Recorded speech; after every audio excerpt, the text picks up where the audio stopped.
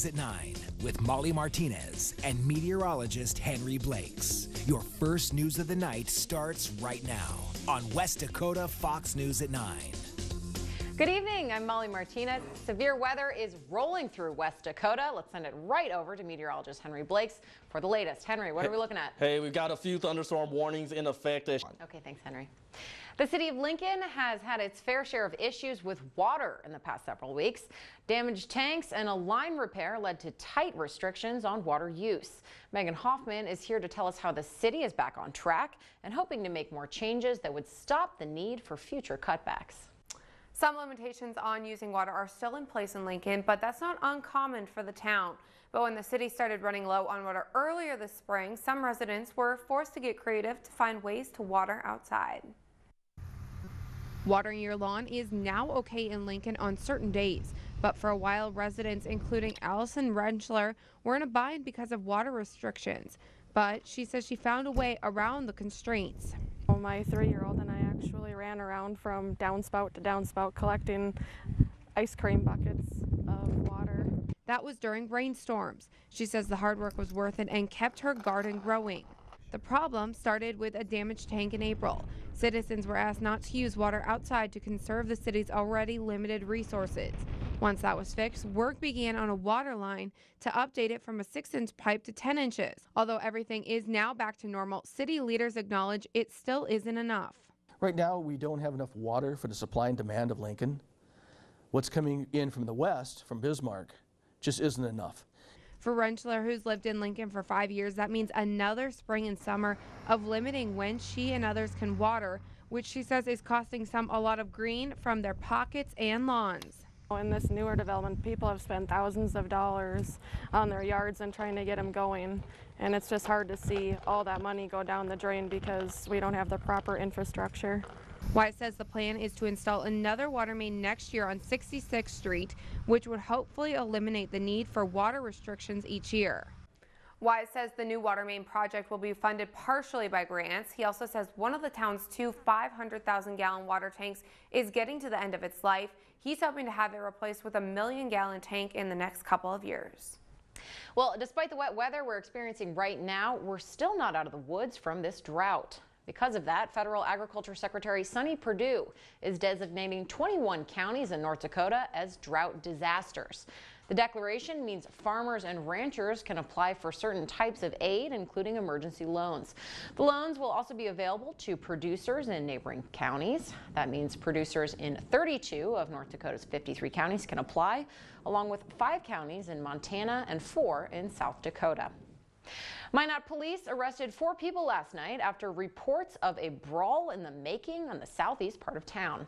Police arrested a 20-year-old man who fled the scene roughly 3 blocks away for failure to halt and being a felon in a possession of a firearm. They also arrested a 32-year-old man on an outstanding warrant. As officers left the scene, they noticed 2 people slumped down in a car. They then arrested a 32-year-old man and a juvenile after finding marijuana and a firearm in that car.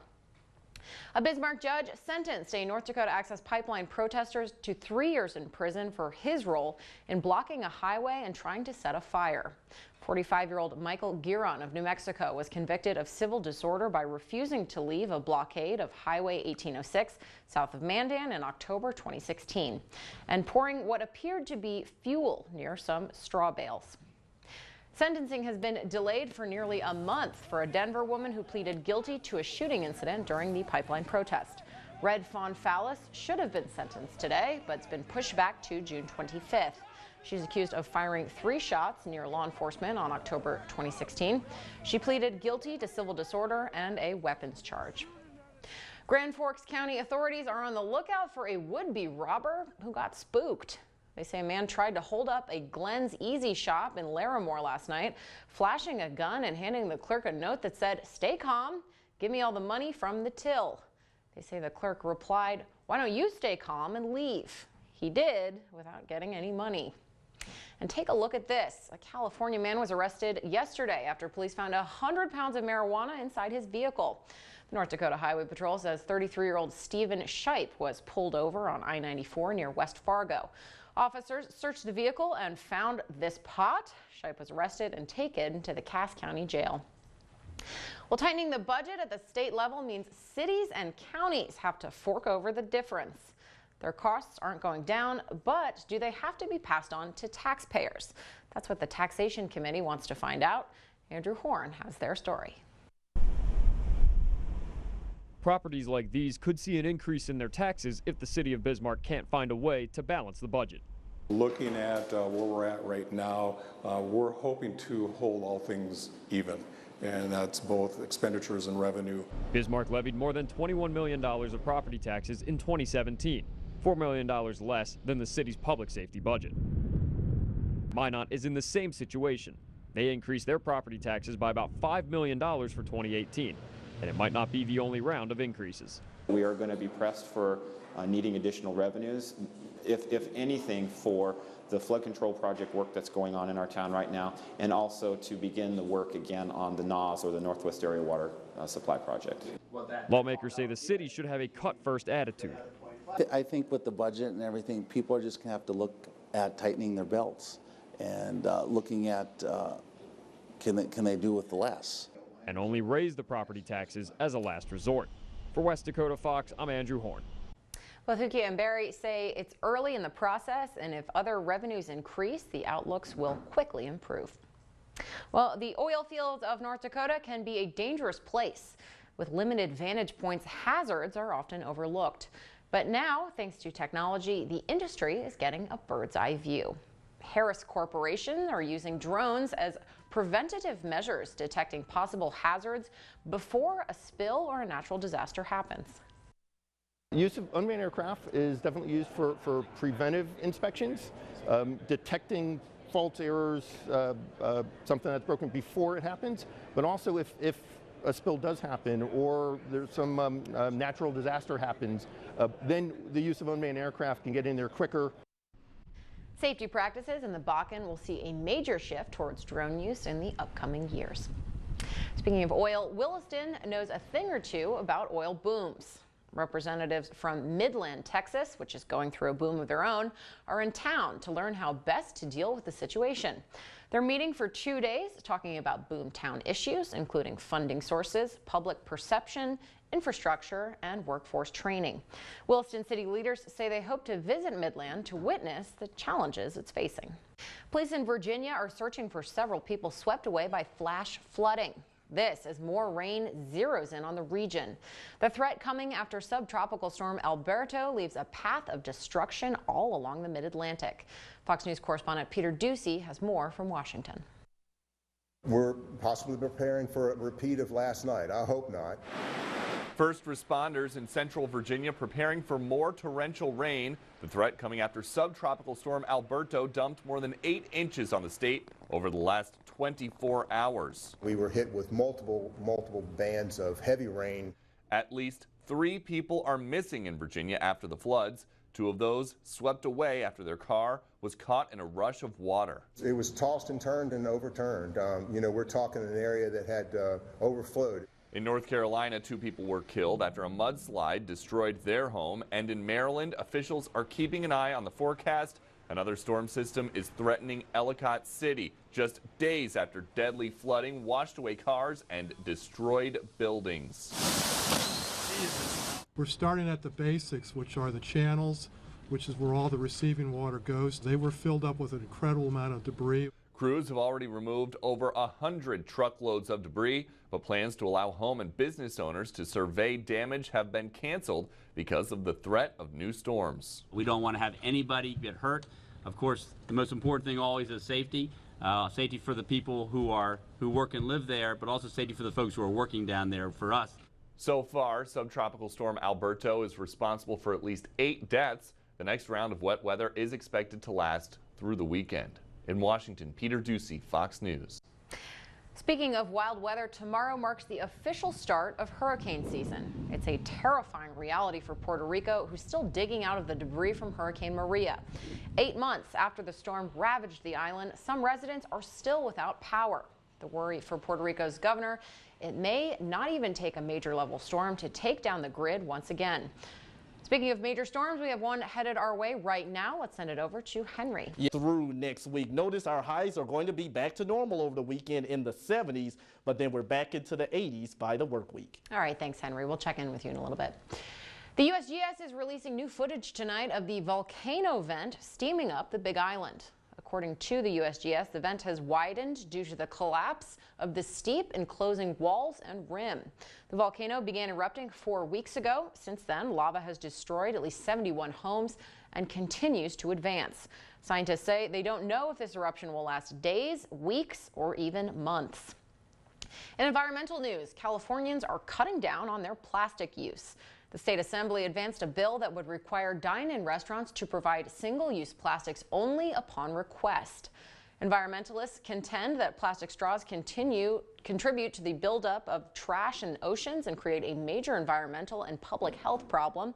The problems can be particularly acute for fish and whales when they ingest plastic particles. The World Health Organization says the global number of smokers is on the decline. According to the new report, 3 million people die prematurely each year due to tobacco use, and nearly 900,000 of those deaths are a result of secondhand smoke exposure. However, they say fewer Americans are lighting up. According to the CDC, more than 7,600 people were diagnosed with melanoma in 2014 alone. Nearly 10,000 people died from it that year. May is Melanoma Awareness Month, and doctors across the country push extra hard on things you should be doing. Daniela Hurtado shows us what we can do to protect ourselves. Molly, it's quite obvious, but doctors say sunscreen can help you offset something serious like non-melanoma and melanoma. They say avoiding tanning beds and not laying out in the sun too much can also help with prevention. I spoke to one woman, a survivor of melanoma, who says she never thought it would get her. How about this? How are you doing? Good. Yeah? Always good. Yeah. Marilyn Rolfsrud was diagnosed with skin cancer in August after her granddaughter told her to get the little spots on her head checked out. It was basically up here. This mother of 5 has gone through 3 surgeries. I've just taken it as it comes, and the radiation, and I had 6 weeks of radiation. A week and a half ago was her last appointment. Radiation therapy that we do, the individual treatments are not painful at all. It's the same x-rays we use for CT scans. Oh, would you like to see? She hopes her story helps others open their eyes. I hope that they'll be a little more alert than maybe I was, and get it taken care of or something done. Care and prevention to them is important, and they say it should be important to you too. Although Melanoma Awareness Month has come to an end, doctors say you should continue to get checked and to definitely practice prevention. Now, I'm going to enjoy the sun rays out here because it is a beautiful sunny day, and I'm going to toss it back to you in the studio. Reporting for West Dakota Fox News at 9 from the Missouri River, I'm Daniela Hurtado. Trinity Health is rolling out a new secret weapon to help their employees stay healthy. They're adding a new type of team member, the germ-fighting robot. Lando, as they call it, is used to assist the housekeeping staff with sanitizing each patient room and OR. The robot emits UV lights at strobing intervals. These flashes kill microorganisms that lead to healthcare association infections like MRSA.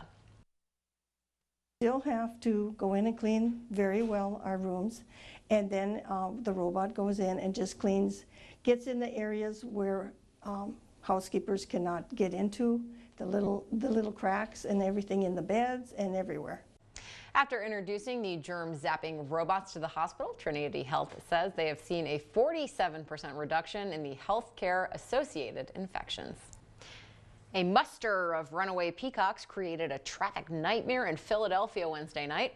Officials were called to the scene along Interstate 76, where they were greeted with a surprise. The birds managed to escape the Philadelphia Zoo. Luckily, police officers successfully guided the peacocks back to their homes without any injuries. Okay, let's send it over to Henry for another look at our weather. Hey, we're going to start out with our live Bismarck Skywatch cameras. Thunderstorms, non-severe at this time, push through the capital city region. Now, with the main threats are going to be heavy rain and gusty wind. The hail threat kind of diminishing, but south of town, the storms are a little stronger. St. Anthony, the strongest of the storms are past you, but as we take a look at our pinpoint radar, Bismarck, Mandan getting it now, but next in line as these push northeast are Huff, Fort Rice, and Minokan and surrounding areas. Non-severe at this time. That's the good news. However, a severe thunderstorm warning does still remain in effect for Grant County, still including Elgin and Heil, for about another 3 minutes. Now, we are looking at some hail once again, possibly in and around the Elgin area and north of town. So if you're in this area or location, you just need to wait out the storm and things will eventually get better. Otherwise, another round of severe weather is likely tomorrow. All right, stay safe and we'll see you tomorrow.